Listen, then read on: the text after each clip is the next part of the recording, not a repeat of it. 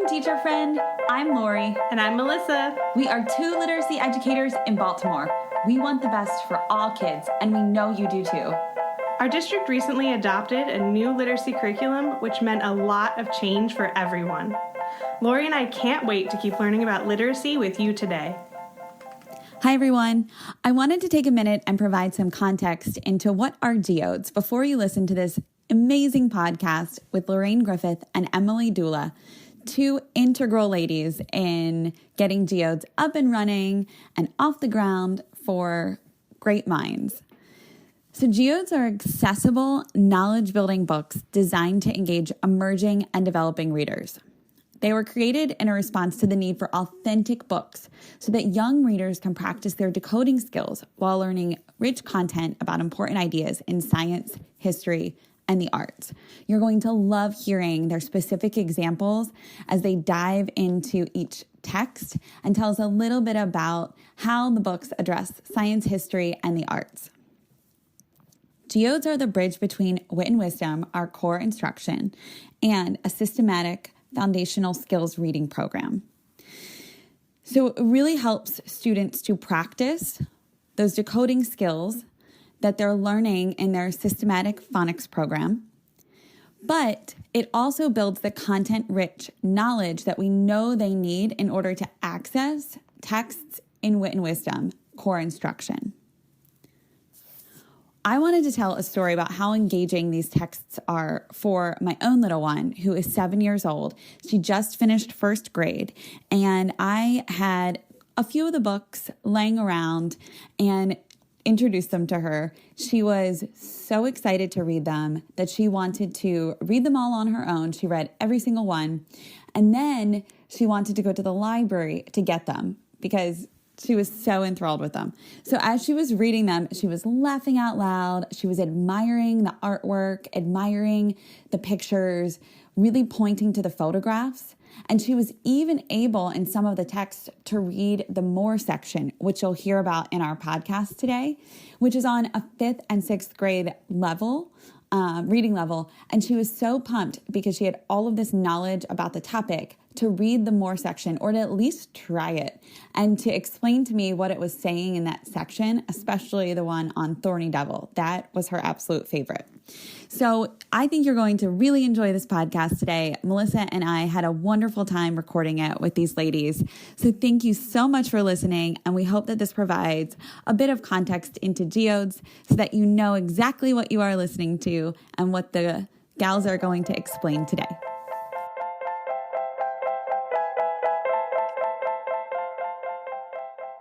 Hi, everyone. Welcome to the podcast today. Melissa and I are so excited, really excited, like more so than usual, to have Lorraine Griffith and Emily Gula from Great Mind with us because they are going to share so much information about GEODES. Your mind is going to be blown. We're going to be exploring GEODES, the what, the why, the how, and they're going to tell us about all the things relating to GEODES. So I'd love for them to introduce themselves so that you can get to know them, and then we'll dive into GEODES and how it came to be. So, Lorraine, would you share a little bit of background information about yourself? Sure. I'm so happy to be here. I'm a retired teacher. I spent some years in the music classroom. That's a little known fact about me. I taught music first, and I wasn't very good at that. And then I found my calling when I went to an elementary school as a substitute to make a little money on the side, and fell in love with elementary education. And I did that for 27 years. Aww. And ended up retiring 3 years ago to come on full time with Great Minds. I've always been passionate about knowledge in the classroom. That has been since 1993. That has been my passion about what I could do in the classroom to help students to have deep knowledge about the world. I love that. You're ahead of your time. You were. Lorraine, would you mind sharing what grades you taught? Sure. I taught 5 years in kindergarten. That was when I first started getting into the knowledge thing. Then I taught about 9 years in fourth grade, a whole lot of years in fifth grade. I lost count of that one. Then I ended up teaching all the students in K4. When the Common Core Standards first came out, I did something called a literacy lab for 2 years, where the kids came to me with their teacher as a pullout once a week.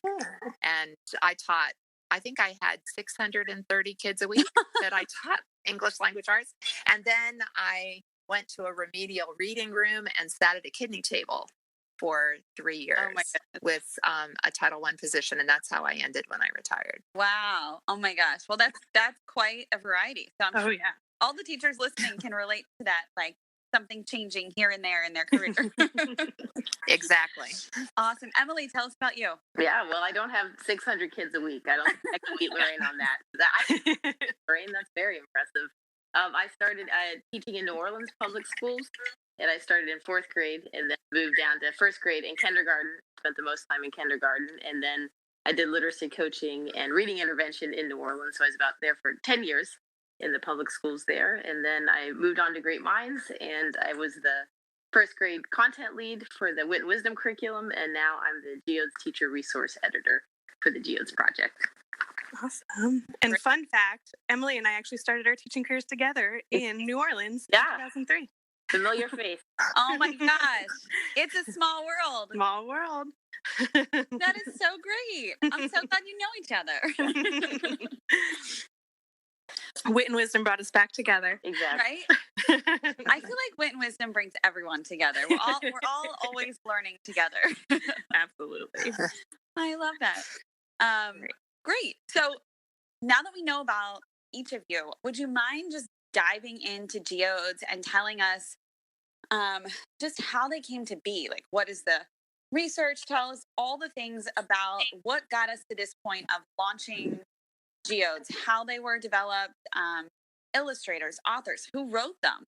We just can't wait to hear everything that you have to share about all the background on this incredible text selection. Okay, well, I'll start with, I'm going to just take you back to my kidney table. Take us to your kidney table. I'm sure we can relate. Yes. And sitting there with 4 or 5 students, all struggling with reading and digging in for the book that I'm supposed to use. The book is very loosely connected to a phonics idea, sometimes not even being able to find that phonics piece in the book. So there was that issue. Yep. But then every single time I introduced a new book to the students, it was a different topic. Yep. So it never felt like the students were anxious to read the next book. It was just like, oh, what's this one about? Oh, it's about that dog. Like it would just be, they weren't things that would get students excited about knowledge. Yeah. And then so I had that frustration because I had this passion for knowledge ever since I had read Cultural Literacy, Hirsch's book from the late 80s. I just felt like what students in my rural community really needed was to have strong background knowledge when they came to a text. But it just felt like that was irrelevant at the kiddie table. Yeah. But I had spent all those years in a regular classroom feeling like, as much, we worked really hard to build content knowledge. So students had more equity with their background knowledge. And of all the places that we needed students to have it, it was in small group instruction. Yeah. So that for me was what my personal passion was with this. And when we started this project, we had just finished Wit and Wisdom. And so we kind of we sent the very last things off in December of 2016, sent, our teacher editions to the printer, the student editions to the printer. And in January, we met in New Orleans for a retreat and invited a teacher who is very passionate about foundational skills instruction and teaching Fundations, which is Wilson's Tier 1 product for foundational skills. And we asked her to come and just bring samples of all the books she uses with her students. Mm-hmm.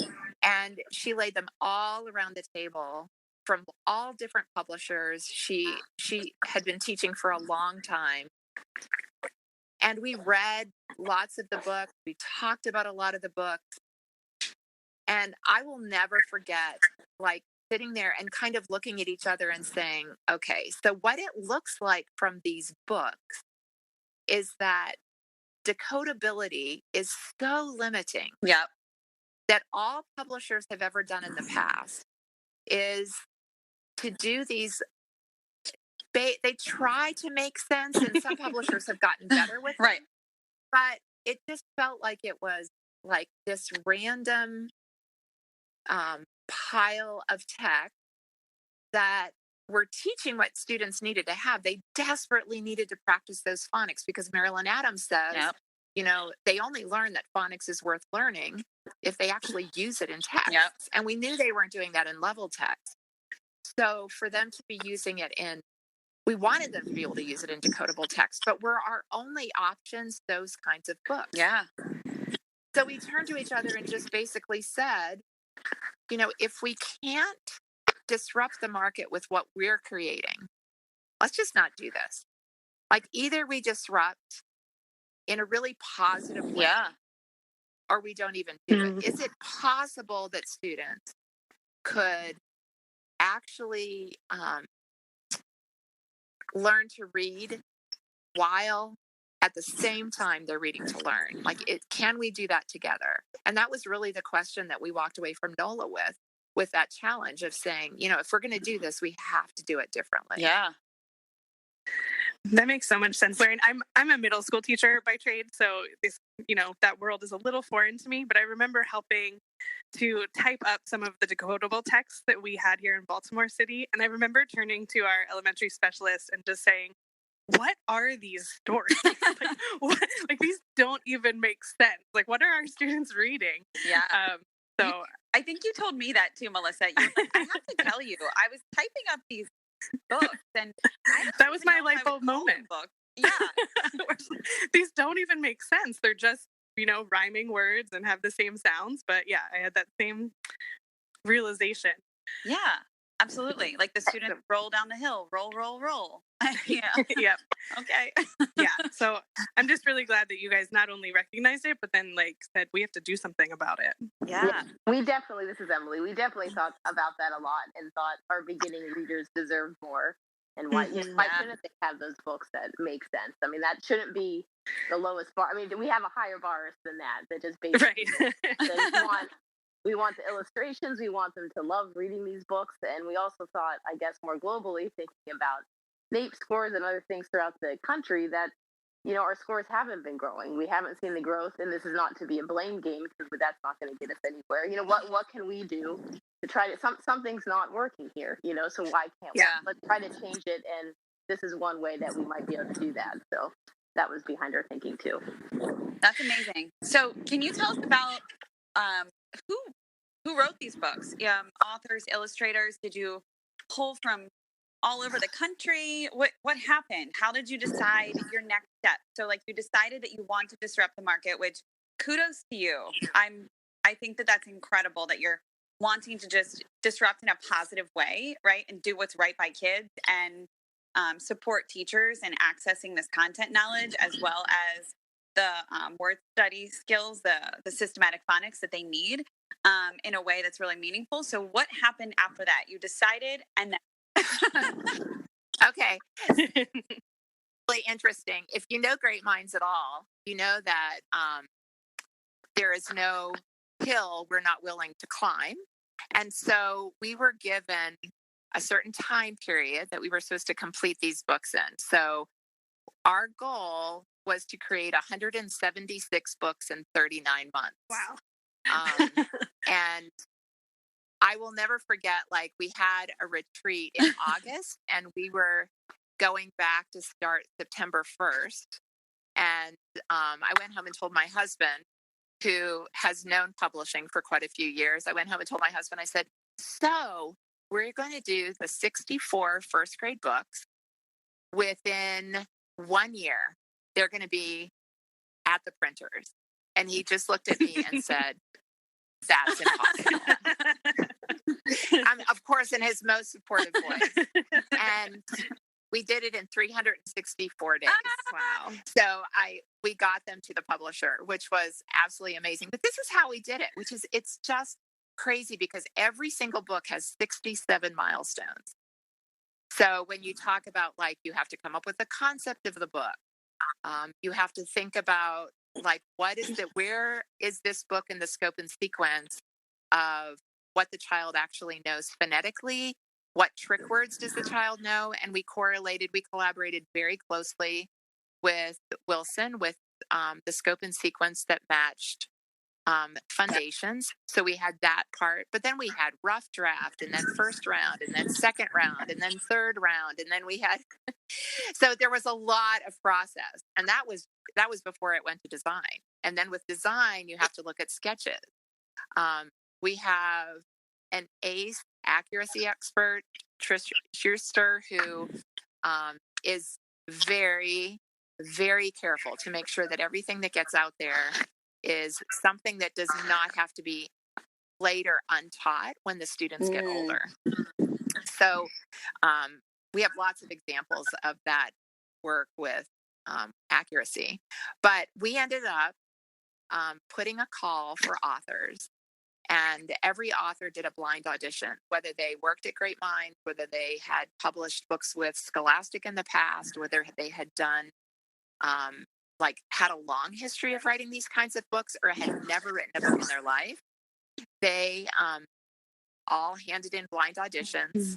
We ended up with a total of 36 authors by the time we were finished.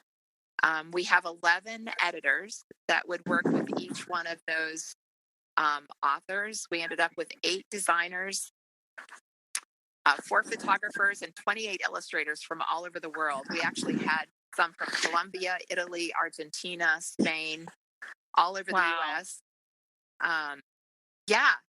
So it ended up being a mammoth coordination of people, but the product, we're just so thrilled because at first, our advice to us, they were things like, well, just do a template, Right. and just plug in graphic art. And our creative designer, Whitney Lyle, would have nothing to do with that, and really wanted every book to be more like a trade book, that a child would look at it and say, "Oh, I love the way this illustrator illustrates because I remember," and start recognizing that because the illustrator is good enough in their own right to have fans. So we're hoping that some of these illustrators really rise to the top with their other texts, because some of them are pretty well established illustrators. We have an author, Joe Bruchak, who is quite well known for his work with Native American tales and lots of other writing too, but he ended up writing a book for us in 2nd grade. People just jumped at the opportunity to write on these wonderful topics. It's exciting. And I was going to say too, they're gorgeous. First of all, my God. I mean, just looking at them, you want to pick them up and look at them. But it is really neat that, and something I didn't think about before, but now that you're saying it, I noticed is they're all different, and they don't feel like just repetitive and the same. They look different. The stories sound different. So having that variety in authors and illustrators really shows. Yeah. And one of the things that the president of our organization, Lynn Munson, is very committed to having art integrated through all of our books. So when the students finish the K2 set of texts, they will have learned about Dürer, Mondrian, Van Gogh, Mallet, Seurat, Bierstadt, and lots more artists. So there's also that whole element that runs through it that you see once at least in every 16 books. We have a featured piece of art and the artist that created that work. So there's also that facet that goes with it, aside from all the other knowledge building. That's a knowledge strand that runs through all of our work. And you'll notice that correlates to Wit and Wisdom. Yes, that's incredible. I'm sitting here and I'm holding in front of me, not to interject, but I'm sitting here and holding in front of me. I have Cinderella by Rachel Hilton and Christopher Sear. I think I'm saying his name correctly, his last name. Yes. Yes. And I'm holding Thorny Devil by Maria Myers. And I just want to point out to those who are listening who can't see these texts, Cinderella is just, I read it this morning. I'm sorry, I didn't read it. My 7-year-old read it this morning. And it just, the wonder on her face looking at the pictures, she actually stopped halfway through the book and she said, "This is so pretty to look at, Mom. Like, it's just beautiful." And I was like, "It is, isn't it? It's so pretty." And then she was reading Thorny Devil and just hysterical laughing, because this one, Thorny Devil is telling about this type of lizard, and it in the desert, and just the photographs are insane. Like, they are just up close in this face of this animal that's crazy looking, and it's just hysterical. And they're just so engaging. And I think that's the point that I want to make right here, is that what you did to build this product is not just a product. This is really that market disruptor that you mentioned earlier, because of how all of the elements came together. So I guess my question is, like, what, in your opinion, like, what makes Geodes different? And is there anything else on the market right now? And I would say, Lorraine or Emily, it's up for grabs. So whoever feels like answering one of the, you can split the difference if you'd like to take one and one. Go ahead, okay, Emily. I guess there is, not that we know of right now. I mean, I think a big difference that we thought of when making these, there tended to be, I understand that in grades K1 and 2, you were learning to read, and the texts were reflective of kind of being basic in that way. And then maybe they got more interesting in 3rd grade and on, because then you were reading to learn, and we want to combine those sooner. There's a lot of research out there by Paris about different skills and people, the importance of skills and knowledge. And we thought, let's bring those together. So I think rather than wait till students get to 3rd grade, then you can teach them about the printing press. No, let's do that now in 1st grade. Why not? I think a lot of that was the why not versus that hasn't been done. Why not? Let's try it. We think kids can do it. We know kids love knowledge. We know teachers love teaching that and seeing kids excited. So I think that was a big difference in what, make our books different thus far. And I think we've seen it. Like, you guys on your podcast interviewed Mandy and Amy from Mad River, and Lorraine and I and another colleague, Michelle, were fortunate to be able to visit classrooms there, and it was just wonderful for us to see books in kids' hands. And I know we were in classrooms where there are other books available, and teachers said, the kids, I have other books in my library, but the Geodes are the ones they read all the time. And we'd walk in, during the center time or whatever it happened to be, they were reading the Geodes. They read them with the teacher, went back to their seat, and were reading them again. And so I think what makes them different too is that it's not just I'm at the kidney table reading them and then I go back to my seat and I'm doing something else. Like, they want to continue reading them, and they're just so excited about them. So at that same visit where Emily and I were there was a scene where they, in Wit and Wisdom, in the very first module, they learn about the joy of books, the world of books. In the second module, they learn creature features, which are animals. And in the third module, they learn about the wind. Now, you might think to yourself, how do you do 6 for 5 and 6-year-olds, 7-year-olds on the wind? And it's interesting because we did 4 on the force of the wind. Then we did 4 on the energy that wind creates. And then we did 4 on windmills and closed it with wind-oriented storms. So come with me to this scene around a kidney table. And there was a boy. There were a lot of children in this group. And there was a boy that was in and out of the conversation. We all know those kids. And he was under the table during parts of the conversation that the teacher was having with this new book called The Dust Bowl. And so it's the next to the last book of the set of 16. And he had already obviously accrued quite a bit of knowledge. So she's introducing this book and she's saying, like, this was a period of history where the dust was like swirling around because of the wind. And he pops up from under the table and he says, the wind is a powerful force. Then he goes back under the table. Well, that's from book 2. There's a book called In Motion, and it talks about how the wind is a powerful force. And then that whole idea keeps going through all 4 of those texts. So then the teacher keeps going and she says, like when the dust swirled around, it caused a lot of damage.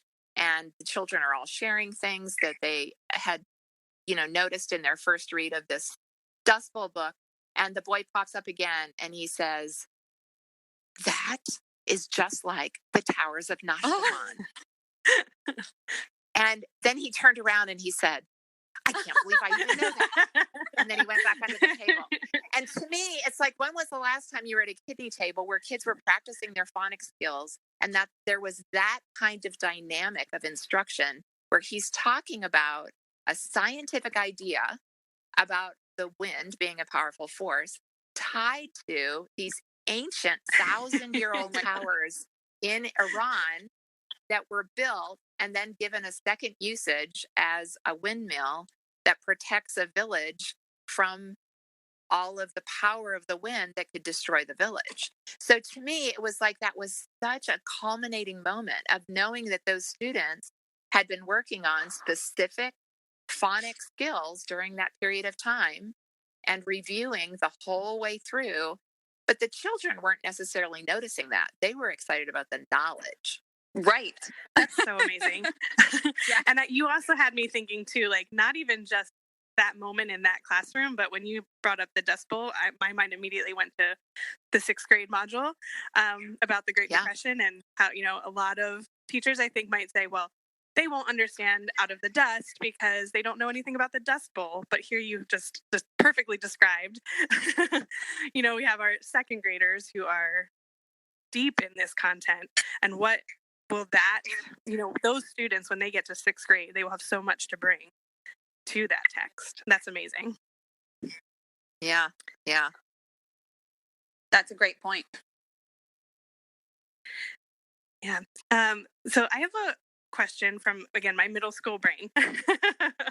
So this might be obvious to all of you, but I completely am on board with the content, and it makes 100% sense to me. Like, why not build this content earlier for students? I have a question around I think these are 80% decodable for students, correct?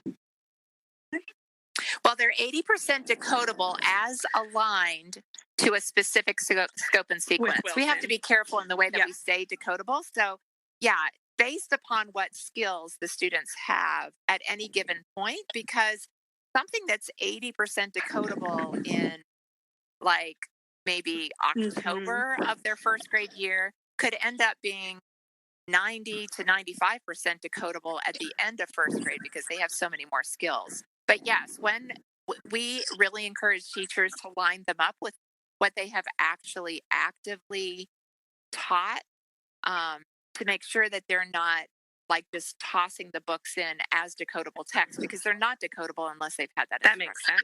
So in the actual classroom, yes, I mean, I know that you guys don't have like an exact, this is how to use GEODES, but I'm just wondering, like, what this might look various ways, right? It might not be that, it might not line up exactly with where you are in Wit and Wisdom, because you're also taking where they are in Wilson Fundations into consideration. Like, how does it actually play out in the classroom?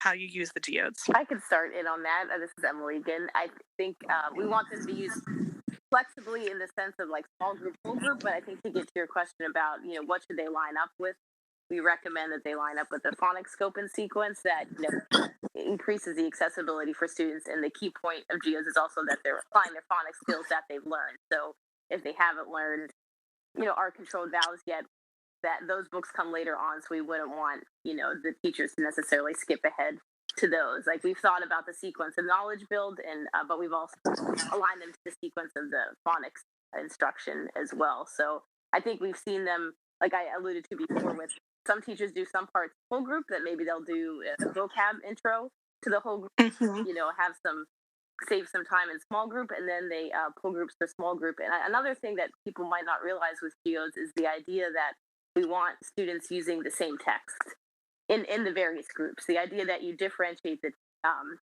the instruction, but you're not doing different types of text for different groups. I think we heard a speaker on Twitter. Tim Shanahan was just talking about that, and I think that really we felt that as well with the geodes. That I think when I was at the kidney table myself, I would do different levels of text for different students, which means different levels for everybody, different text for everybody, and that meant one group unfortunately tended to be the A group, the B group. At those levels, they were reading the leaf is green, the leaf is red, the leaf is brown. Versus level E, level F, they were reading whole different things, and we weren't building any type of shared knowledge, and the equity there of knowledge building wasn't the same either. So I think in terms of geodes, the idea that a teacher is doing the Dust Bowl with all her students, and he or she is adapting that lesson for the needs of the students, but everybody is reading about the Dust Bowl in some way.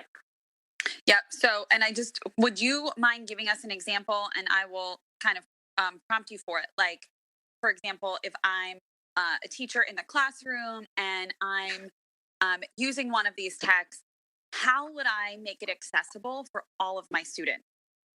Sure. Yeah, I think you look at having the data, knowing what your students' needs are, and knowing what they need to work on. So I think you think about what's the entry point you can give to them. So I think you would, one, on the volume of text that they're reading. Some students may be able to read that whole book on their own. Some students may read 3 to 4 pages on their own, and the rest of the text they're doing a choral read or maybe echo read with the teacher.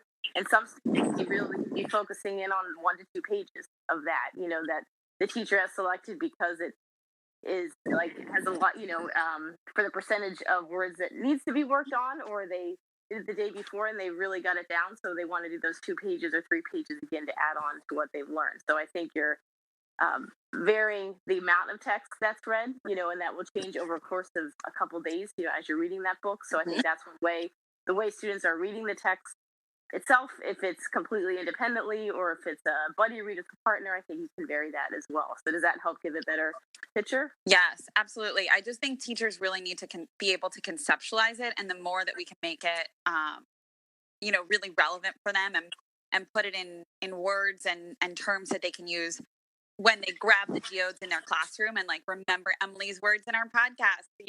She said that it would be helpful to consider their entry point and think about what they know and how we can differentiate. Maybe it's a buddy read, because I think from talking with teachers, sometimes they feel like they're doing things wrong. And, that's, I think, a misconception if they're utilizing these texts in ways that are appropriate for their students in small groups and as the bridge between Wit and Wisdom core instruction and that systematic phonics approach, and Fundations, or another program. I know particularly we're aligned with Fundations, but I think that we need to empower teachers to do those things that they know are best, and we can give them the tools to support that. So thank you. I appreciate that. Right, Lorraine, I want to add on. I know Lorraine and I have talked a lot. I think it was maybe an article by Sue Pimentel, and I think there was a second author that I can't remember right now, but she talked a lot about how sometimes teachers are giving away their diagnostic abilities when there's so many computerized tests, or screenings. And I totally agree. We agree that we trust teachers to make the right decisions for their students, and we honor their knowledge and skills to be able to do so. So I think we want to highlight that as well, that when you're sitting at the kidney table day after day with those students, you know them, and you're writing your observational notes down, you're knowing, seeing what errors are being made, and you're going to address those. So we want teachers to trust themselves, because we definitely trust their abilities to reach their students. Yep. Agree. Thank you. Yeah, and I'm just really glad you guys brought that up, because I think even when you all did an introduction for geodes here in Baltimore, I already heard a couple people kind of talking about using geodes in a way that looks a little more like a guided reading, using level text, and even saying something like, well, we'll need the kindergarten ones because some of our students will be behind.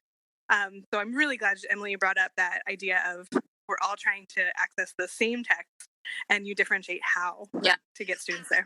Well, one of the things I would add to that there may be situations, because I've worked with quite a few different schools now, and there are some schools that may feel like they instruct differently. This is what our issue is. If teachers no matter what phonics curriculum they're using, if they're teaching all of their students that phonics concept, but then they put them into different texts, all the students are then not practicing that phonics concept.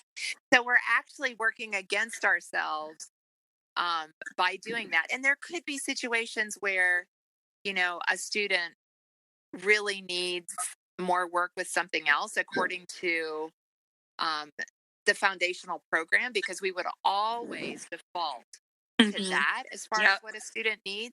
They're the experts in phonics, acquisition. But as a general rule, if the phonics program is being taught to the whole class, then the whole class, each member needs to practice the concept that's being taught, or they're just getting farther and farther and farther behind. Can you off the top of your head, and if you can't, that is A-okay. I will find something to put in the notes of this podcast. But do you know the stat for how many times a child needs to interact with a word or that skill in order to put it in their long-term memory bucket? I would say it varies. I think research has shown it can vary by vocabulary. I think it also kind of varies.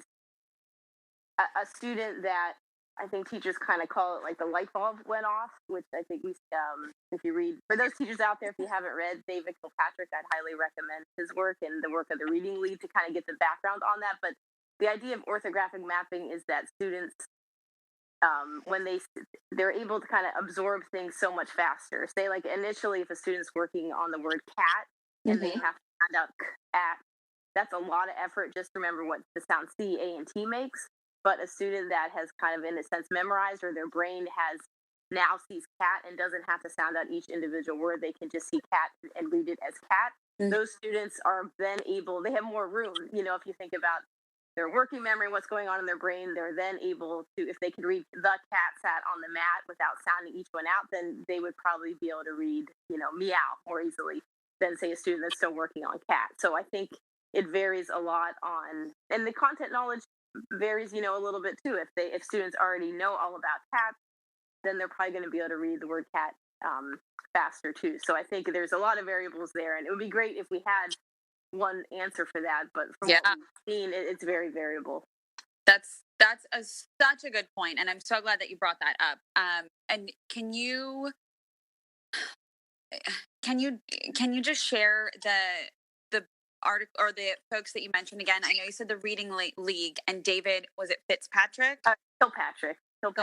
Yeah, we read some of his work, and it's helpful just to go through the stages and understand, what's happening in kids' brains, because that's hard to understand a lot of the time as a teacher, and knowing kind of the background of what's happening, I think, makes it easier to see it and plan and target that instruction.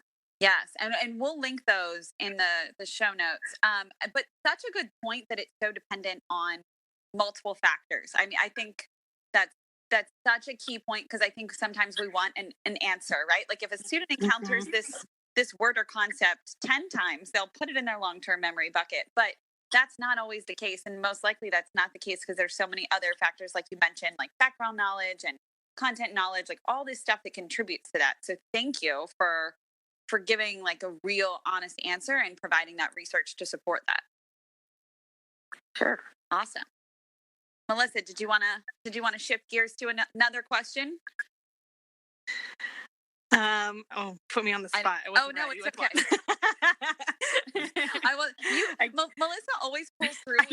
I do almost have one in my head. I didn't at the moment. Melissa's my incredible question asker friend. So I'm so glad that we do this together. So I guess we could ask Lorraine or Emily, do you have anything that you want to share that we have not asked, or anything that you feel like would be really important for teachers or leaders listening to this podcast to know about geodes? Good yeah, caveat. that was pretty Go ahead. We'll get specific. So I would like to highlight some of the features of the books, maybe. That one of the things that it's interesting because when you're doing these texts, you think, okay, we need a story and we need illustrations.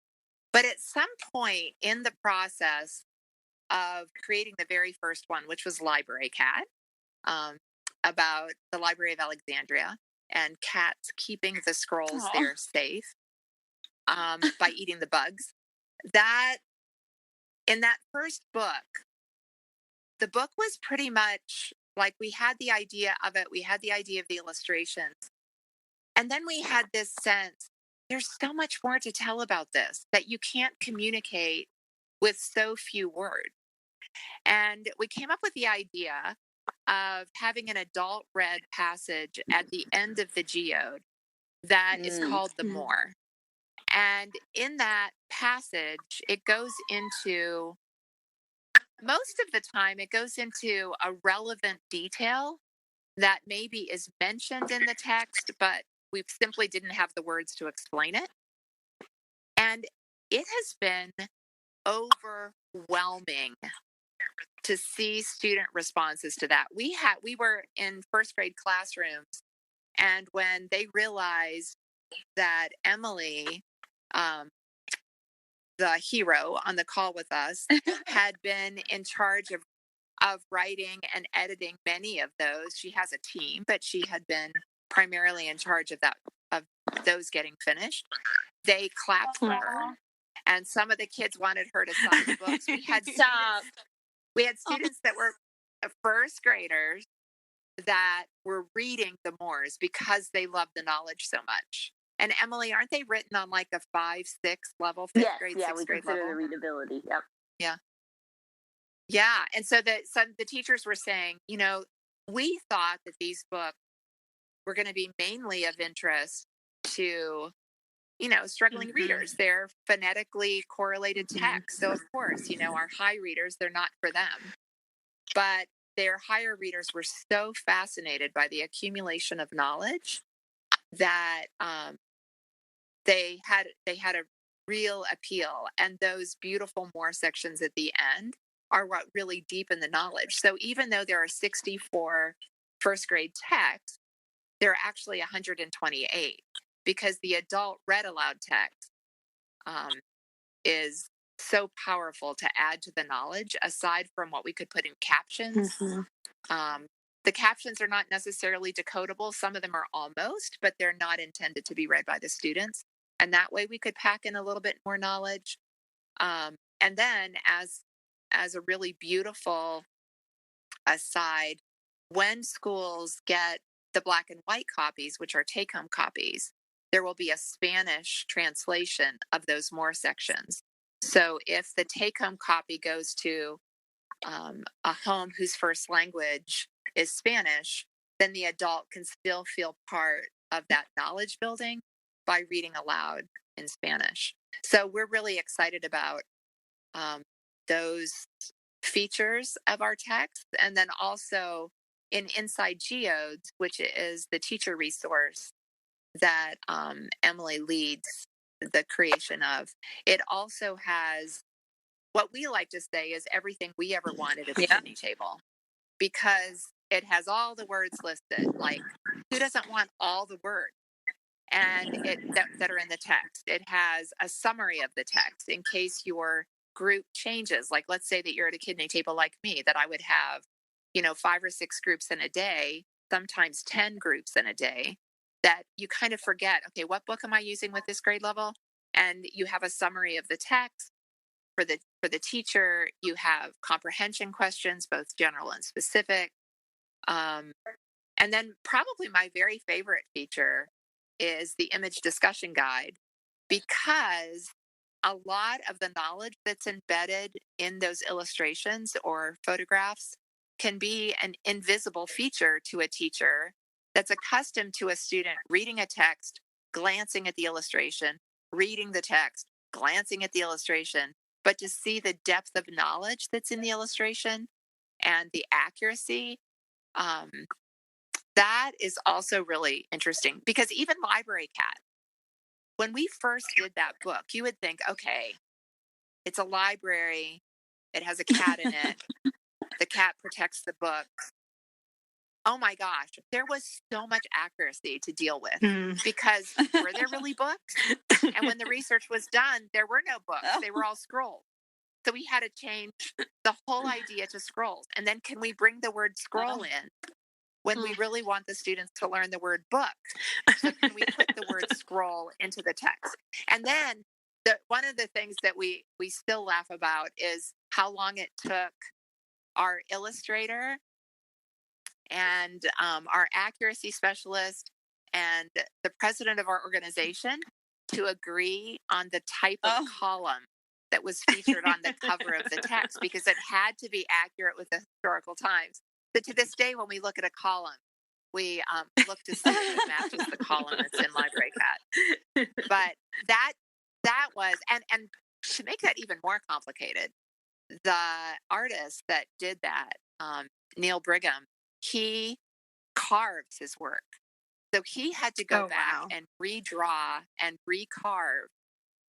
They were lino prints. Oh my goodness. Get that illustration exactly right. Yes. So that the image discussion guide is just such a great characteristic. I mean, such a great feature because it shows the depth to which research was done by our illustrators to make sure that what was put in there, we could stand behind and not have to reteach someday. So I think that's interesting. And then, like when you think about the topic, just such a wide range. But the beauty of it is that they're not just scattered, random topics of interesting things. They're always connected to each other in groups of 4. And then those 4 are connected in groups of 16.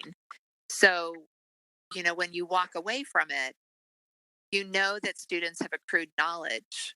And it isn't just, some random idea that we decided to throw into a book. So, and really world knowledge. Like in K2, kids visit over 33 countries. And they just experience so much from, I didn't know that Bangkok had floating market or that red kangaroos sat on their tails when they fought for balance, or that there's a mosque in Mali, West Africa that is mudded once a year as a community celebration. Like all of these things that are really beautiful parts of culture all over the world, that our students are going to get to read about those and learn about different continents and countries and artists. It's we've just learned so much. We say that all the time, Emily. Our whole team, like, we'll say we cannot believe how much we learned. So you're building your own content knowledge.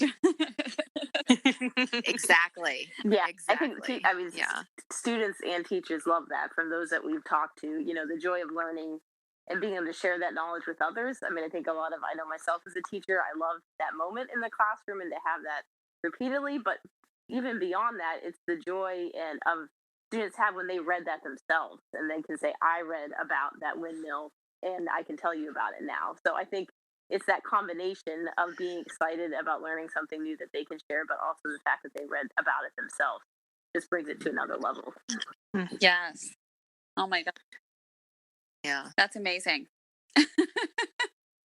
There's so much I just feel there's so much joy and like curiosity, and it just cultivates that, like, their positive habits of mind to like continue to want to learn more and seek more. And I know that you had mentioned, Lorraine, you had said there's 4 texts and then they're connected to a greater 16 texts. Could you just flesh that out a little bit more for those listening who don't know the scope and sequence? Would you mind being a little more specific? Sure.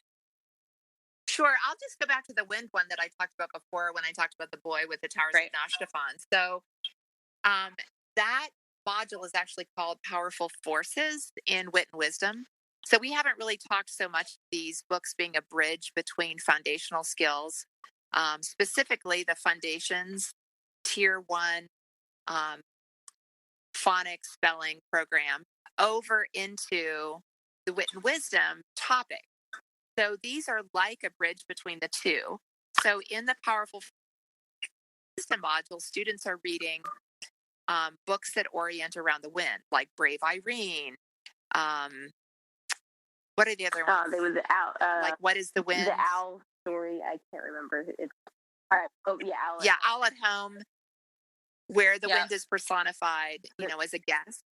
And there are so many great stories that feature the wind or the actual knowledge of the wind. So what we did was we looked at, okay, we need 16 books on the wind.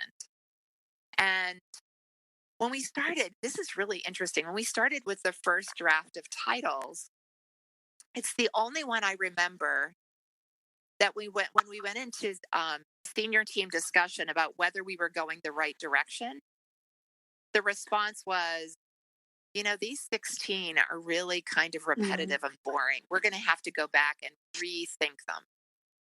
And when the concept development team got back together, they found the most fascinating things. And one of the things we haven't really talked about is also the genre spread. Yes. Where we have literary informational text and literary nonfiction. But even within our literary text, we have poetry and prose, so that it's not that students pick it up and it feels like they're reading a formula. So when you look at the first set of 4 books, it's all about wind and earth, and it introduces the wind as a powerful force. But we have, you know, a book about the way the wind scatters seed. We have a book about, you know, a very basic book on the wind and how wind causes things to go into motion, that wind is emotion. We have Crafted by the Wind, which is actually an informational text about yardangs. You may not have even known what yardangs are. I don't. You might want to look this up. I don't either. And then it has a folk tale called A Growing Wind that talks about how a tree grows in the wind, and that trees grow stronger when the wind, when they're in the path of the wind. And then we go into another set, which is Blown Away, which is like the Wright brothers, a Viking story, kites that are used in different parts of the world for an actual celebratory purpose. And then we have Catching the Wind, which that's where the Towers of Nashtafan were in there. We have an illustration, a literary piece about a fire that happens at a mill in the Netherlands. We have of the of Mondrian, not a story. We have an informational text about Mondrian, who actually painted windmills, but we look at another piece of his work.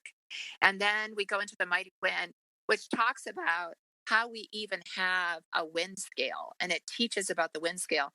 This is interesting. That one, I have a 15-year-old daughter, and when she read that one for the first time, she left the room for a minute, went outside, and then came back in. And I said, "What were you doing? Feeding the dogs?" And she said, "No, I was just out there measuring the wind." Because it has this how-to measuring the wind part of it. And then the Dust Bowl story of a hurricane in Galveston, Texas. So it really keeps the students. It's not like they read about the wind and then the wind and then the wind. It really takes them into different facets. So one of the things about building knowledge that's so interesting is you can say, well, you know, should first graders spend that much time just learning about the wind? But when you discover the depth of knowledge about any one topic, you realize there is that depth of knowledge about everything. So by trying to have like this idea that students just need to learn to read and then they can just Google what they want to know. If they've never learned the depth of what they can know about something, they also aren't necessarily going to dig into the depths of something they're even interested in. You know, Natalie Wexler's been writing a lot about this. She just had an article that surfaced this week in The Atlantic. And she really talks about this whole issue. You know, like when we stick with discrete skills, instead of actually teaching history and science and content that build about the knowledge about the world, we're really making matters worse, because children aren't learning that they can have all of this connected knowledge in their mind. It's not just random knowledge. It's connected and deep knowledge that builds a desire to learn more. My dream would have been for kids to come to my kidney table excited about what we were going to read next, instead of just me trying to get them excited about, a new application of a phonics skill. We're actually really glad that you mentioned that by Natalie Wexler, or mentioned Natalie Wexler. We podcasted with her, and hers will be coming out on the day that her book comes out on August 6th.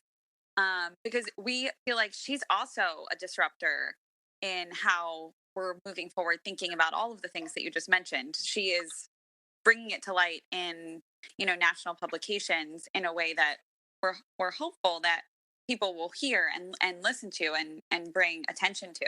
So thanks for calling her out. I've added her also in the link, and I'm Googling her most recent article. Oh, it's a good one.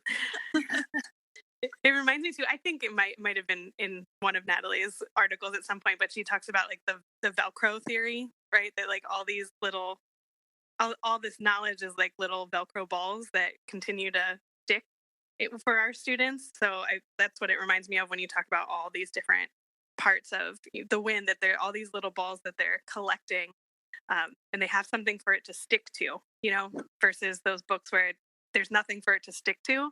Like you're just continuing to let them stick together and building it, which is amazing. Yeah, that's a great way to describe it, Melissa. And when I think about, teachers in the classroom, I know everybody's always worried about time. There's not enough time to do. When you think about when that knowledge is sticking, when there's connections between the knowledge, when students are in your small group, you don't have to explain how the wind works to explain the Galveston hurricane, because they have some background knowledge of that already, or their content knowledge has been built. So I think when you read books around similar topics, you don't have to start from scratch each time. It's students that foundation is built up a little bit more each time. So I think that makes a difference too. Yep, and it makes a difference in their confidence and motivation, like you guys have mentioned too. Yes. So I guess my question is, how can we access GEODES if we are a school that is implementing Wit and Wisdom? How do we get GEODES? Do we reach out? Who do we reach out to? Who do we let know that we want this to happen in our building, in our school, for our kids?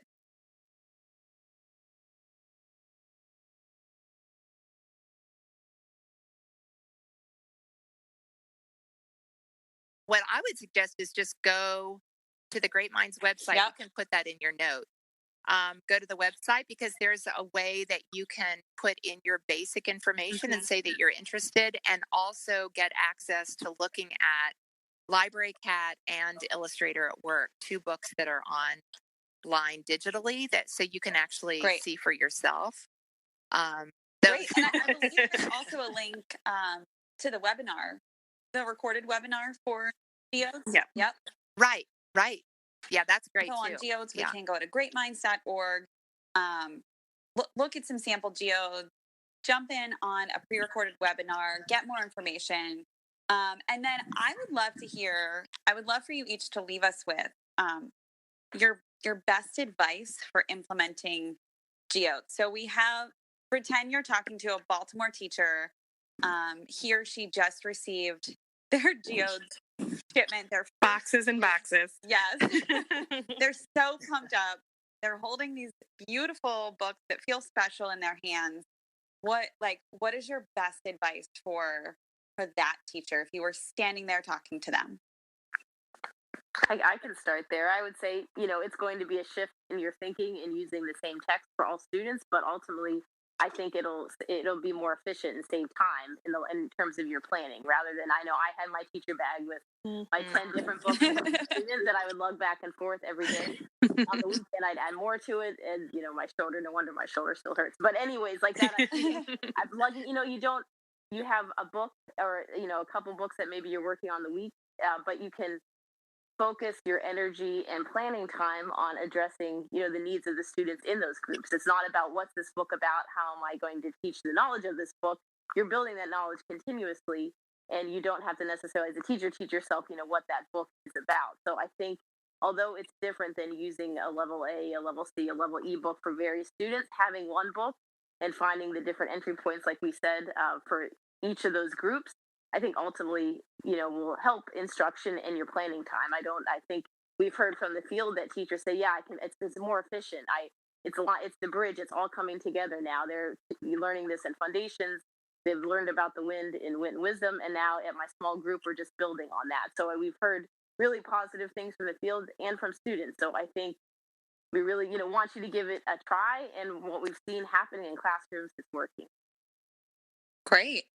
We agree. Please try. Lorraine, any thoughts for that teacher from you? Thank you, Emily. Sure. I think one of the things that I would want to say is be sure that two things. One thing is sit down and read all 16 books and just enjoy them. And read the teaser and then the book and then the more section and think about what you learned.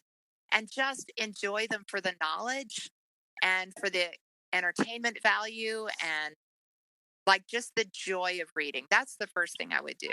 And then when I sat down with a group of students, really think to yourself, there's a beautiful, I can't remember the name of it, Emily, that illustration that shows like the varied ways that you can have students read a text. Like the highest level of support is reading it out loud, then it's echo reading, then partner reading, then independent reading, and really thoughtfully consider what does this group of students need? What's the least level of support they need? Because sometimes these books are so interesting that teachers use their complex text strategy and they go right in reading the book out loud to the children every single time, even when it's an opportunity for the students to read those texts on their own. And I mean, there are going to be students that need it read aloud. We're not saying that all the students should dive in and just, stumble through the text if that's where they are. But really think about your group and, can they, when you're doing a core ELA program like Wit and Wisdom, you're doing a lot of read aloud. And you can get into that idea in your mind that you always need to read it out loud to the students. But I would just suggest allowing students to practice their skills. And that's how they, employ the idea that phonics is worth learning.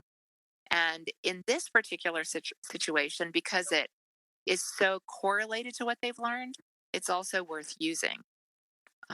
It's a good strategy for reading rather than that's trying a great to guess at words. point, Lorraine. I think the idea, students need to be reading at the kidney table, figure out as much time as possible, less of the teacher talk so students can be reading. Because the idea, if not now, when? If they're not reading in the classroom with you, we don't know all the time at home if they're able to read, as much or time-wise. There's so much stuff going on. But we know when they're with you in the classroom, that's the time they have to practice the reading, and you can, as a teacher, be there to support it.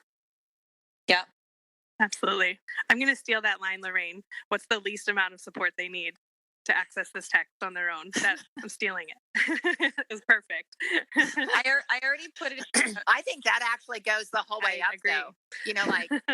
It really, sometimes we just take for granted that the students can't handle it. Even like when you think about a 6th grade classroom, when you're already into a novel, if the students are curious enough about the book, they will make themselves read beyond what maybe they even thought. I mean, just think about the whole Harry Potter phenomenon that happened when I was teaching 4th grade. And I had these students that were going to the library and getting these tiny books.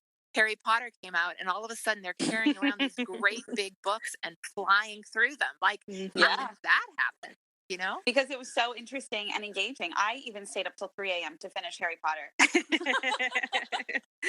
As the teacher of those two. Yeah, I mean, I just think you're so right that when they want to learn because they're engaged, and that's what GEODES do, with this perfect merge of, I don't want to say it's perfection, but I think it's darn near close.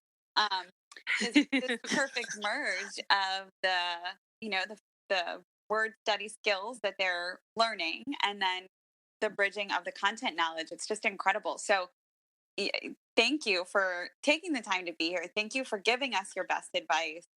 We plan to quote you both heavily in the future. Absolutely. Yeah. And we are so excited for the implementation of the GEODES in Baltimore this year. We're just I'm sure we'll talk to all of you a lot this year about it. Well, we're excited to see it in action. Yeah, we look forward to it. And thanks, Melissa and Lori, for having this platform where we can talk and share ideas. And thanks to all your listeners out there. I know as a podcast lover myself, I'm often folding the laundry while doing so or something. So, shout out to all of you listeners who are folding your laundry, going for a walk, or picking up your kids from soccer practice. Yeah. Keep doing what you're doing. Yeah. Or going for a run, or shopping in Trader Joe's. All the things I also like to do while podcasting, Emily. Yes. To that end, we do want to take a minute and ask anyone who's listening out there to please leave us a 5-star review on whatever platform you're listening on, because it does some insane things with the algorithm, and it means that our podcast will pop up to the front of the suggested podcast. So if you're listening, please, please, please give us a 5-star review. If you don't want to give us a 5-star review, then maybe don't give a review at all, because we want to make sure that we head right to the top. So we will take your feedback, but like we will take it directly via Twitter or or another platform that doesn't impact our algorithm. Thank you both for being on. Yeah, thank you so much. We're so grateful. Yeah, we really appreciate it. Thank you. It was very enjoyable.